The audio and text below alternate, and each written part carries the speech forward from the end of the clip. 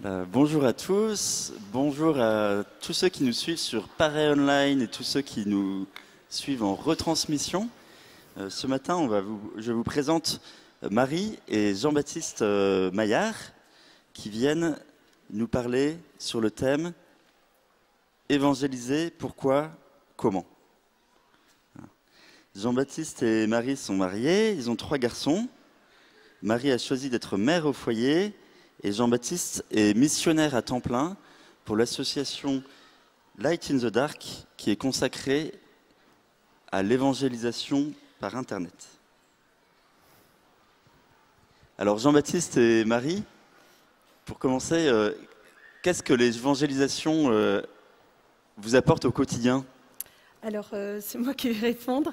L'évangélisation, ça nous apporte beaucoup de joie et beaucoup de bonheur au quotidien, parce qu'on est très fiers, en fait, de la confiance que Jésus nous fait, de cette responsabilité, malgré le fait qu'on soit pécheurs, Jean-Baptiste et moi. Eh bien, malgré ça, le Seigneur nous fait vraiment miséricorde en nous permettant de pouvoir parler de lui à tous ceux qu'on rencontre. Alors on va vous confier dans la prière à l'Esprit Saint pour que l'Esprit Saint soit sur vos lèvres, parle par vous et qu'il travaille notre cœur de nous tous ici par Almonial et tous ceux qui nous suivent pour que nous soyons attentifs à ce que le Seigneur a à nous dire chacun. Page 409. Viens, Esprit très saint, toi qui emplis tout l'univers. Viens en nos cœurs, viens, Esprit du Seigneur. Viens, nous t'attendons. Viens, Esprit très saint, toi qui emplis tout l'univers. Viens et révèle-nous les joies du royaume qui vient. Bonjour à tous. Vous allez bien? Vous êtes chauds? Bon, merci d'être venus si nombreux. Alors pour commencer, on va vous faire écouter un extrait du dernier album de Glorious. Vous connaissez Glorious? Je ne serai plus jamais le même, car je sais que Jésus m'aime. Rien ne sera plus jamais pareil. Son amour fait des merveilles. Je le crierai, je redirai que Jésus est ma vie. Il m'a sauvé, m'a libéré.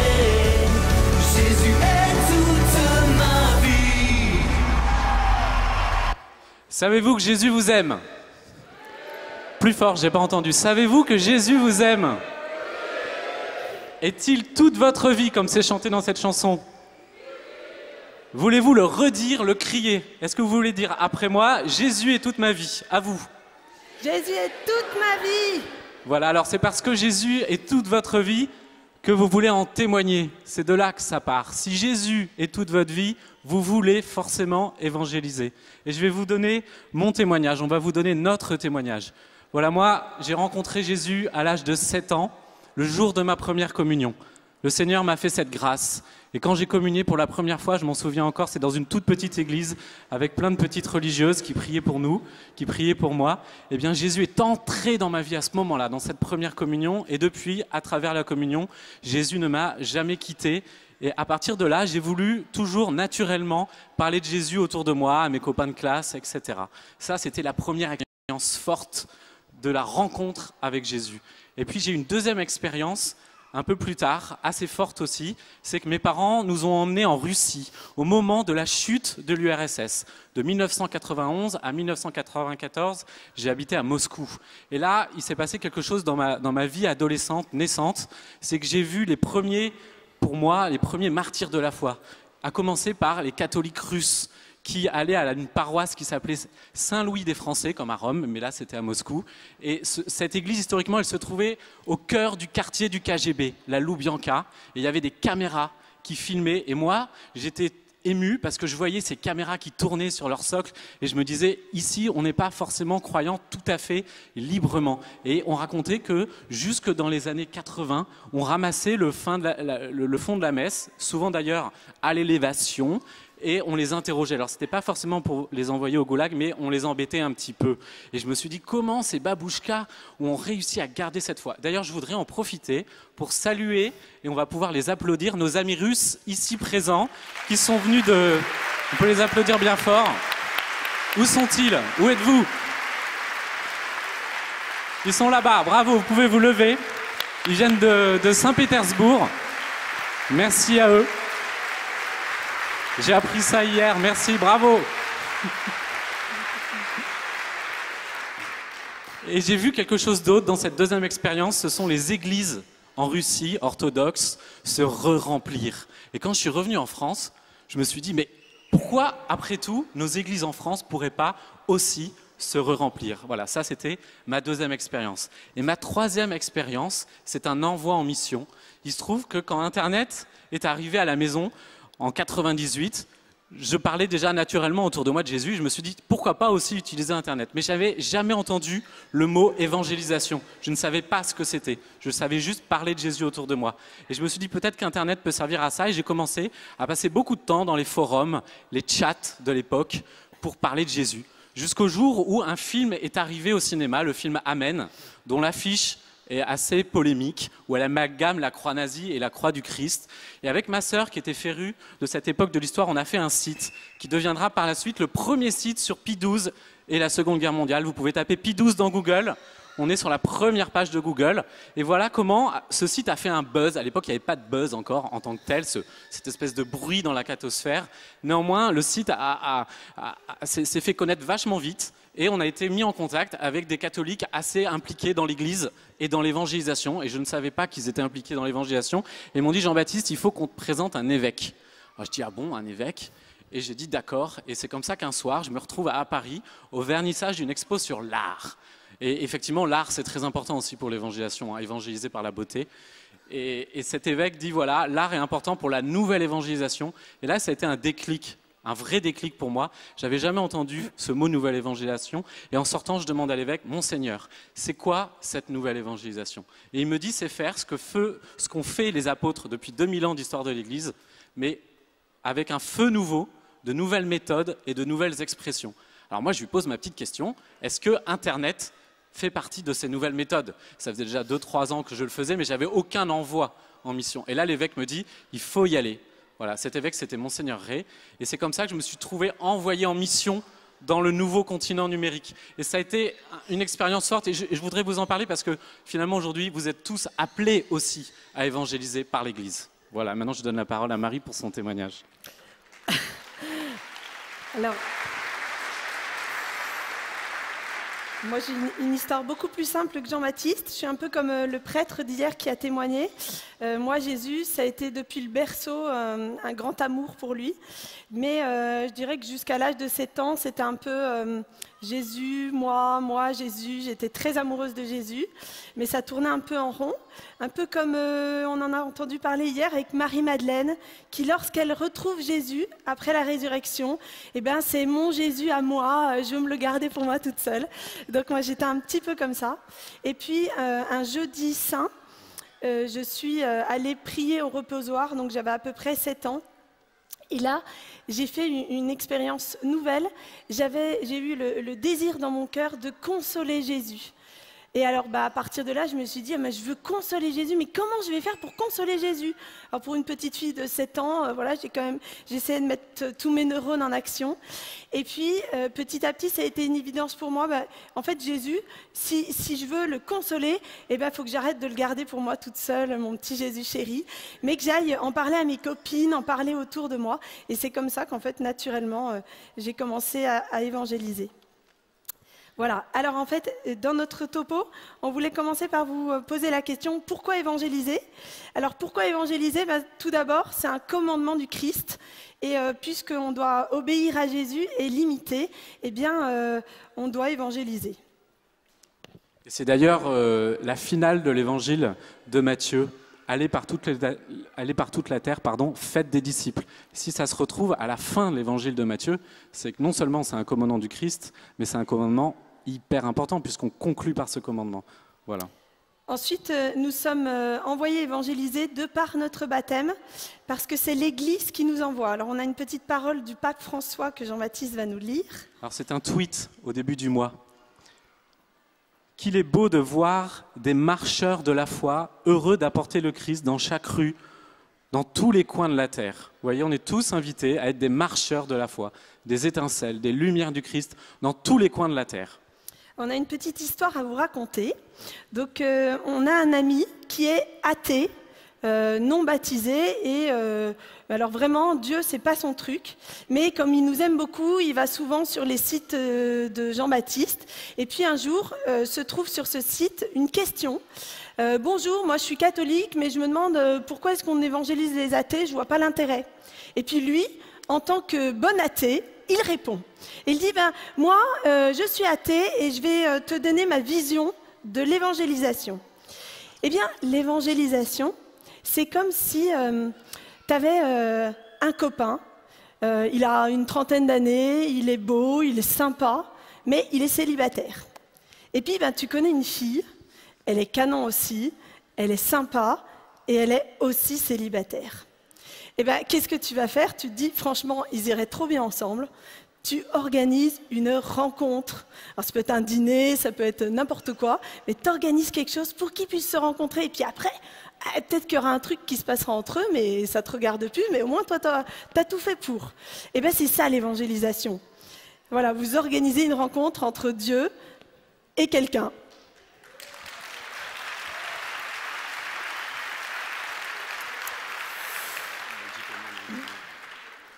Enfin, l'évangélisation pour nous, c'est vraiment, vous vous souvenez, Sophia, elle a parlé du désir qu'on a en fait en nous. Et tout homme a un désir.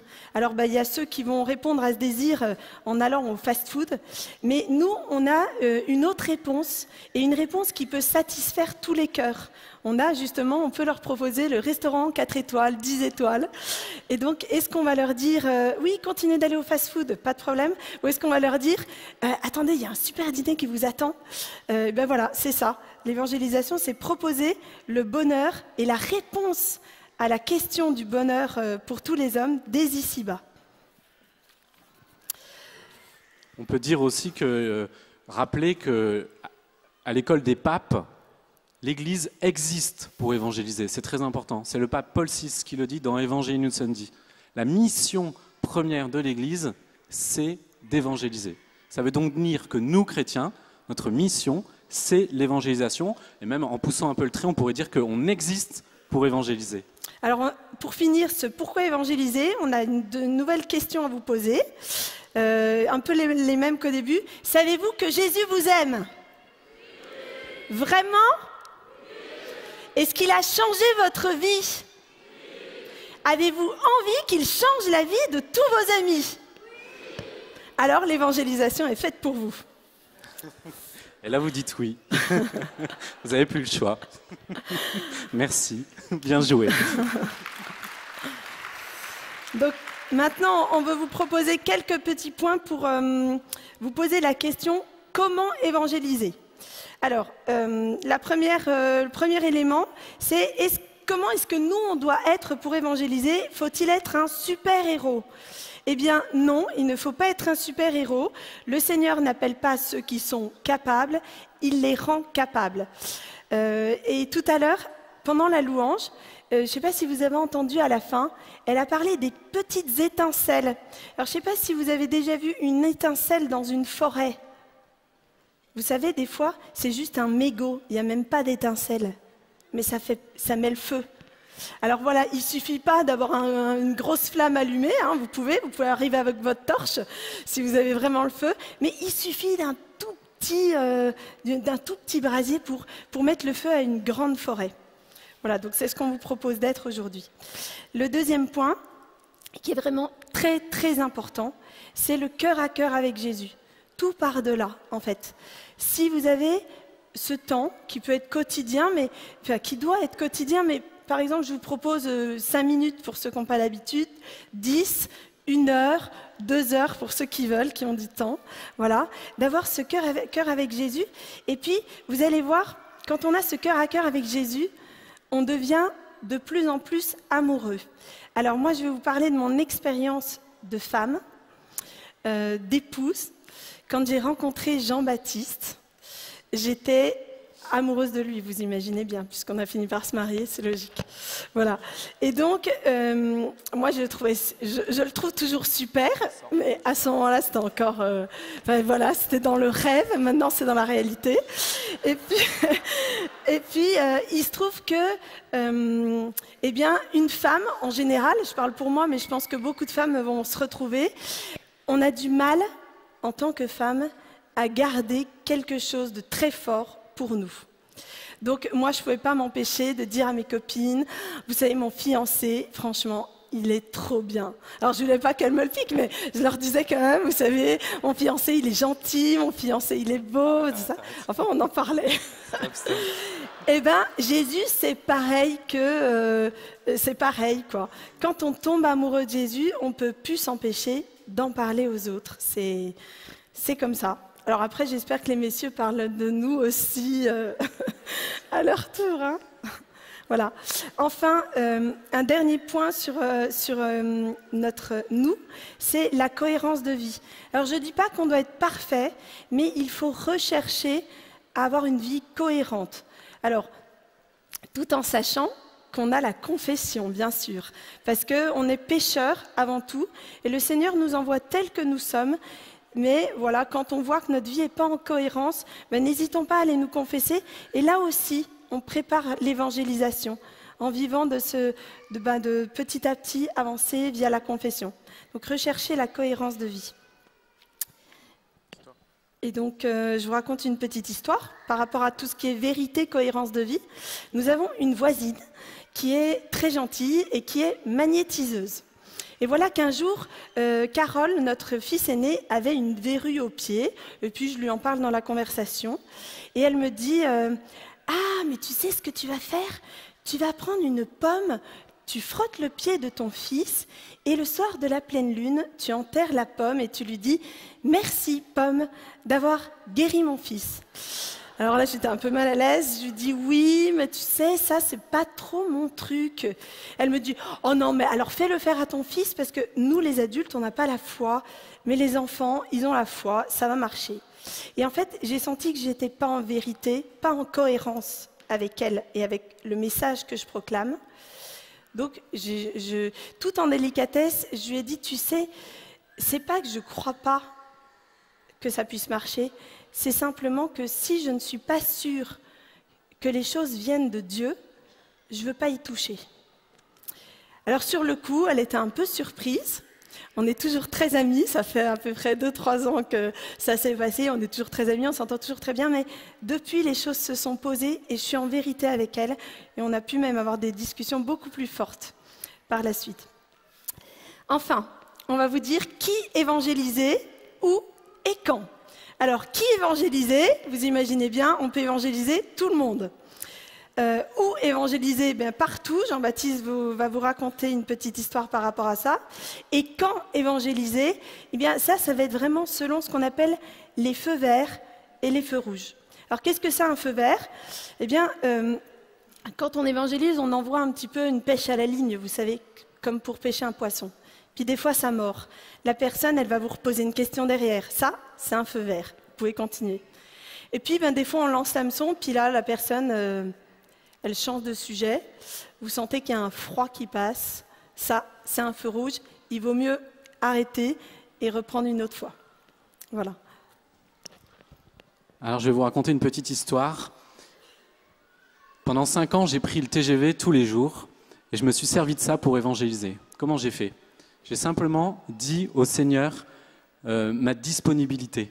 Voilà, j'ai dit au Seigneur, je suis disponible quand tu le désires pour évangéliser. Et dans le train, j'ai repéré un groupe de musulmans et ils avaient une particularité. Donc c'était des abonnés du TGV comme moi. Ils allaient dans la même voiture sur le Tour Paris, voiture neuve. Et j'ai dit au Seigneur, si un jour tu veux que j'essaye de les évangéliser, tu m'organises la rencontre. Parce que finalement, c'est toujours l'Esprit Saint qui fait les rencontres. Et voilà qu'un jour, je me trouve assis à côté d'eux. Et je dis au Seigneur, là je commence un peu à baliser, je me dis, ça se trouve, c'est le rendez-vous que le Seigneur m'a préparé. Et je dis, Seigneur, donne-moi un signe, donne-moi une piste, une accroche, quelque chose qui puisse m'aider à leur parler. Puis je tends un peu l'oreille et il commence à parler de l'enseignement catholique. Alors là, je balise encore plus et je me dis, aïe, aïe, aïe, ça a l'air positif, ça a l'air vert, là, le feu. Et puis, il y en a un qui dit à l'autre, en lui donnant des coups de coude, quoi, toi, t'étais à Saint-Martin, à Tours, et ils t'ont pas proposé le baptême? Et puis, il se marre. Puis l'autre musulman, il lui fait la même blague, il dit quoi, mais toi aussi, t'étais à Saint-Martin de Tours, et ils t'ont pas non plus proposé le baptême. Alors, je me dis, bon, là, ok, le Seigneur, j'y vais, je saute. Je me tourne vers eux, et puis je leur dis, mais comment ça, ils vous ont pas proposé le baptême? Mais c'est scandaleux. Et alors, alors au début, c'était un peu... Et puis finalement, je leur ai dit, non, mais vous inquiétez pas, je blague, je vais pas vous proposer le baptême non plus, en tout cas pas tout de suite. Et alors, du coup, ça les a fait rire, et on est devenus amis. Et ce qui fait qu'à chaque fois que je prenais le train, et qu'ils me voyaient, ils me disaient, ouais, Jean-Baptiste, viens avec nous, voiture neuve, allez, on va discuter un peu. Et puis, voilà, on est devenus copains, et on a commencé à avoir des belles discussions.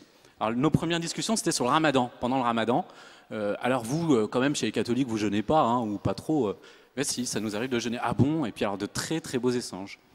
Et puis je les ai un peu perdus de vue pendant un temps. Peut-être que j'ai pas assez prié pour eux. Et voilà qu'un jour, en arrivant au boulot, à 2 stations du moment où je devais sortir du métro, il y a une coupure d'alimentation électrique. Paf! Le métro s'arrête net. Tout le monde se tombe dessus. Vous savez, parfois on dit, je suis tombé sur quelqu'un, je suis tombé sur une personne. Là, c'est exactement ce qui m'est arrivé. C'est Rachid qui me tombe dessus. Boum! Je dis, ah, Rachid, t'es là? Ah, Jean-Baptiste. Ah, mais ça alors? Ah, mais il faudrait qu'on se reparle un peu, qu'on se revoie. Alors j'ai dit au Seigneur, ah d'accord, là tu me le remets carrément dans les bras, comme ça t'es sûr que je vais remonter au créneau.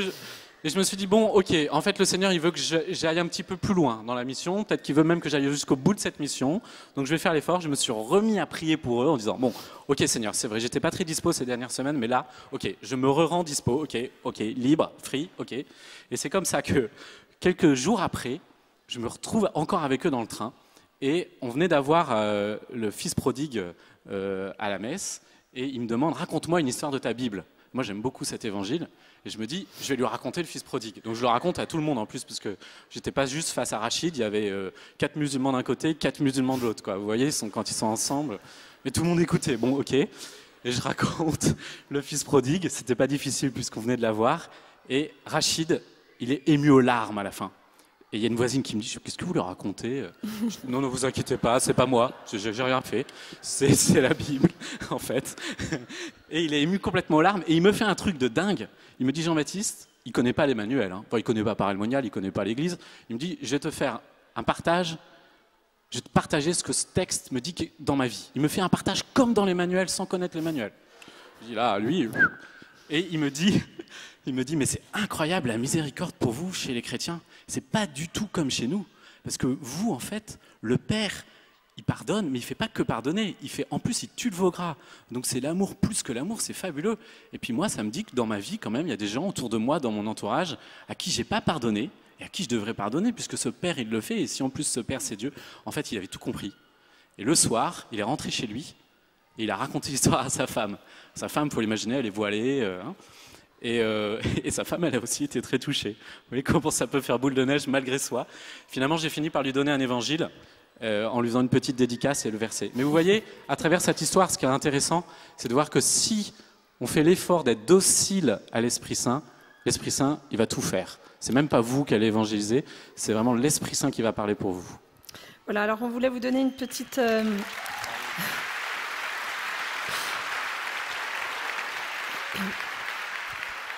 On voulait vous donner une petite démarche d'évangélisation. Là, alors, le premier point pour évangéliser, c'est commencer par prier l'Esprit Saint. Vous l'avez bien compris, c'est lui le premier acteur de l'évangélisation. Et en plus, quand vous avez peur, il vous organise tout. Donc, c'est très bien. Ensuite, le deuxième point, c'est oser aborder les gens en se laissant inspirer. Jean-Baptiste va vous raconter une petite histoire à ce propos. Je vous en raconte 2 très vite. Lundi, je me disais, oulala, on a un enseignement à Paray le Monial, il faut absolument qu'on ait des histoires à raconter. Donc, Seigneur, je suis dispo. Je prenais le train. Et le matin même, en fait, j'avais rencontré quelqu'un qui avait participé à The Bible. Vous connaissez cette Bible pour adolescents qui a des thématiques. Puis je regardais un peu les thématiques, voilà. Et puis en montant dans le train, il y a une dame qui avait pris ma place. Alors je me dis, je vais à une autre place en face. Et puis cette dame, elle se met à pleurer 5 minutes après le départ du train. Alors je me dis, il y a quelque chose, bon.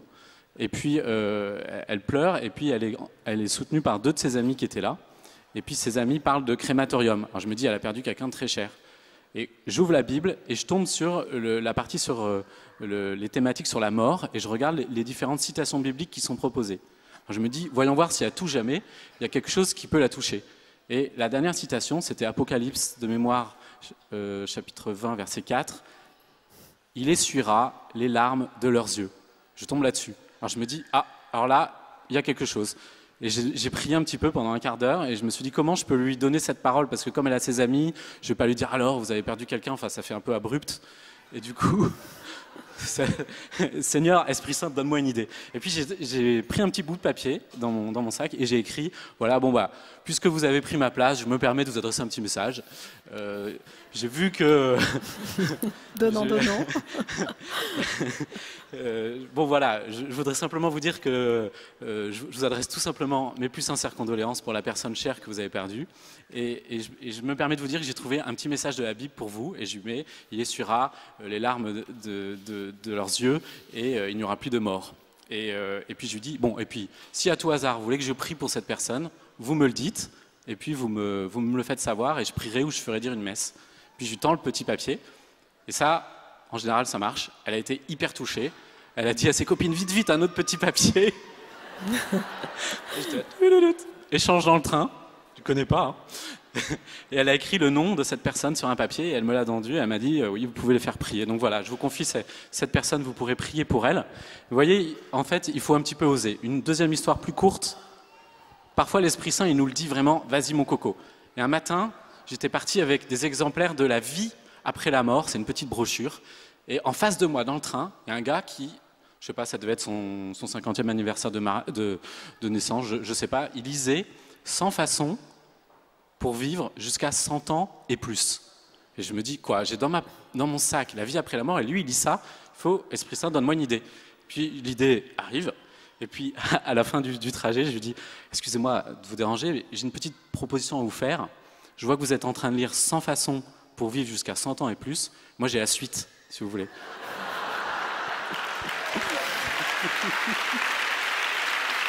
Voilà. Et c'est l'Esprit Saint qui m'avait dit de prendre. Et donc, du coup, je lui ai donné et il était mort de rire, voilà.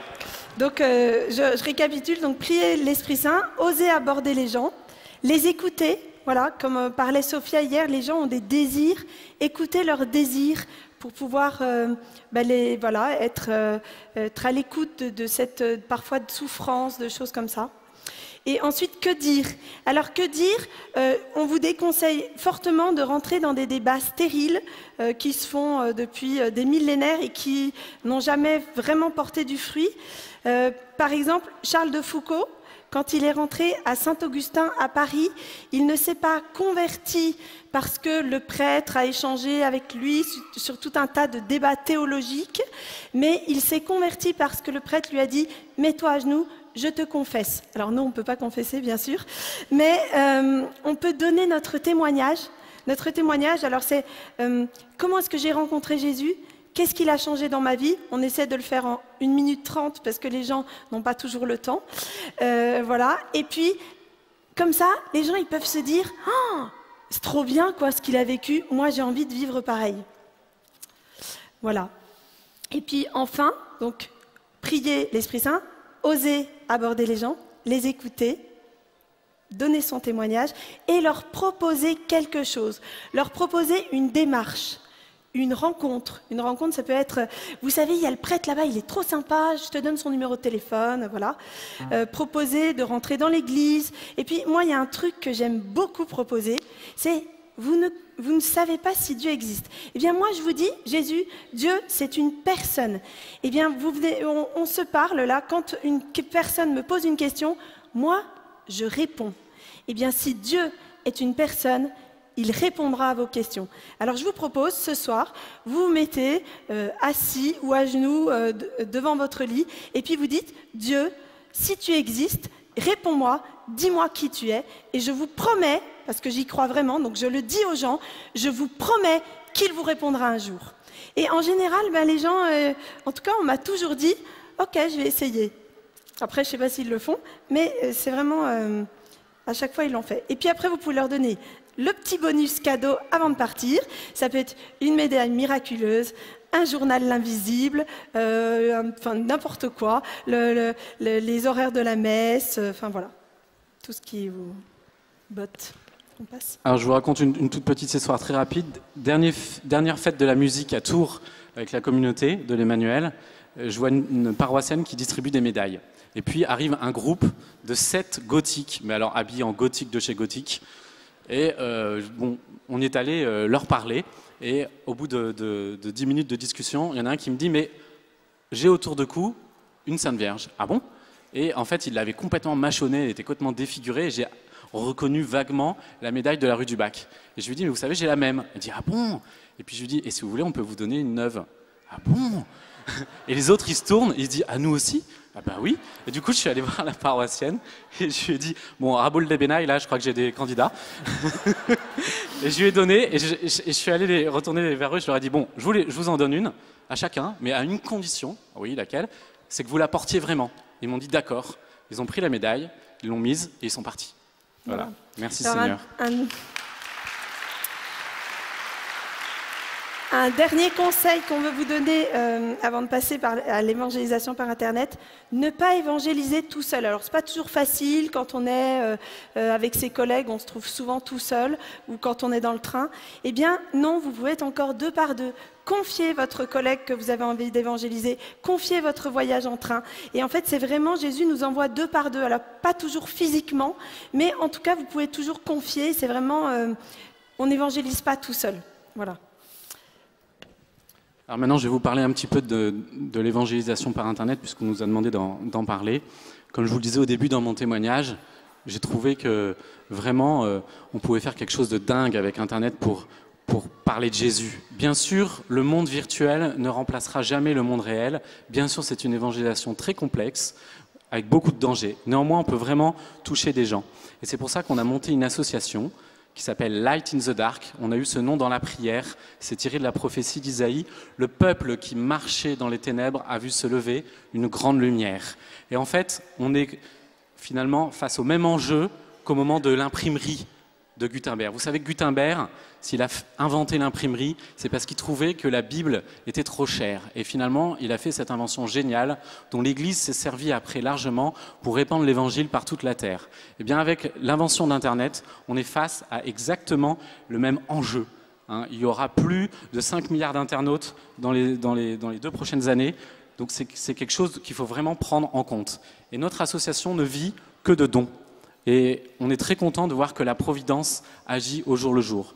Par exemple, je devais envoyer des dossiers de recherche de fonds à Paris et notre imprimante à la maison tombe en panne. Et voilà que un ami m'appelle et me dit « Jean-Baptiste, j'ai une énorme imprimante laser professionnelle dont mon armateur ne veut plus. Est-ce que je peux te la faire livrer ?» Alors, elle arrive un jour à la maison où je devais justement imprimer tout ça. Mais je me dis « Mais comment je vais faire pour les cartouches? Ça va coûter hyper cher. » Et le livreur, avec son semi-remorque de 38 tonnes qui n'a pas pu se garer devant la maison, bref, me dit « Vous inquiétez pas, j'ai une deuxième palette qui est pleine de cartouches d'encre. » Et comme ça, on en a pour 5 ans d'impression. Et voyez comment la Providence, elle voit loin, elle voit beaucoup plus loin que nous. Voilà, ça c'est un peu les premiers pas de Light in the Dark. On aurait plein d'histoires comme ça, de rencontres dans les aires d'autoroute, mais je ne vais pas m'étendre. Light in the Dark, c'est quoi? On a 3 axes. On a faire des sites pour évangéliser par Internet, donc des sites dédiés par cible, évangéliser dans les réseaux sociaux, à travers les forums, etc. Ça c'est le premier axe. Le deuxième axe, c'est comme on veut former les chrétiens, et peut-être parmi vous, il y en a qui sont intéressés, on veut les former à cette évangélisation, pour qu'à leur tour, ils apportent des projets, des nouveaux sites pour toucher ceux qui sont loin de l'Église en priorité. On a créé pour ça une académie qui s'appelle l'Académie Sainte-Faustine, que l'évêque de Toulon, encore lui, nous a appelé à installer dans son diocèse. Et pour ça, on fait une levée de fonds aussi pour s'installer dans un vieux mât provençal. Et on a fait notre premier forum annuel sur le thème de l'évangélisation par Internet, début juillet, qui a eu lieu à Toulon. Et on était très contents parce qu'il y en a qui sont venus de toute l'Europe. On était assez touchés. D'ailleurs, parmi vous, il y en a qui y étaient, on peut les applaudir. Et la prochaine édition sera le 13, 14, 15 juillet 2018. Vous voyez, on peut à la fois venir aux sessions de Pareilmonial et à la fois venir au forum e-mission. Et puis notre dernier axe, c'est un laboratoire d'innovation, parce qu'il faut en permanence innover dans ce continent numérique qui va très très loin. Voilà. Et pour conclure, je voudrais vous donner le témoignage d'une personne qui a été touchée par un de nos sites internet. On se demande, est-ce que ça marche vraiment? Eh bien oui, ça marche. Voici le message que nous avons reçu il y a à peu près 3 mois. Une personne qui nous adresse un mail. Je ne pense pas être sur la bonne rubrique. Peut-être même pas sur le bon site. Mais j'ai été baptisé bébé. J'ai reçu une éducation chrétienne. Je ne sais pas si je suis croyante. Je ne suis pas pratiquante. Cependant, depuis quelques années maintenant, je ressens un appel. Je me sens attiré par la foi. Et j'ai envie de creuser, de comprendre, de ressentir ça. On aurait envie de lui dire « Viens à Paris ». Pardon, excusez-moi. Je ne sais pas où me tourner, qui voir, que faire. C'est toujours en stand-by. C'est pas non plus forcément évident, quand on est jeune, de trouver d'autres jeunes à qui parler de ça. Et je n'ose pas aller voir un prêtre. Pardon pour les prêtres, mais il faut parfois des étapes. Alors là, chez Light in the Dark, toutes les lumières se sont allumées au rouge, au secours, alerte rouge. On a un poisson, on ne sait pas si c'est un gros poisson, mais il faut y aller, il faut lui répondre. Donc pareil, Esprit Saint, qu'est-ce qu'on lui propose? Parce qu'il faut toujours proposer une démarche à la fin. Et en réfléchissant, en priant, on lui a demandé simplement sa ville. On n'est même pas rentré dans des discussions. Où habitez-vous? Paris. Et on l'a renvoyé vers une de nos amies qui s'occupe de groupes de prière à Paris et qui lui a proposé un rendez-vous. Et elles se sont vues plusieurs fois. Et maintenant, eh bien, elle a accepté de venir au prochain forum des jeunes à Pareilmonial.